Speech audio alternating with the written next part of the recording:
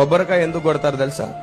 ఎవరు అంటుకొని ముట్టుకొని నీళ్లు దేవునికి సమర్పించాలి అనే మంచి హృదయం, అది మంచి ఉద్దేశం, అది అందుకు కొబ్బరికాయ కొడతారు. మరి ఎవరు అంటుకొని నీరు, ఎవరు ముట్టుకొని నీరు ఎక్కడుంది? కొబ్బరికాయలు తప్ప ఇంకెక్కడ లేదు కదా, అవునా కదా?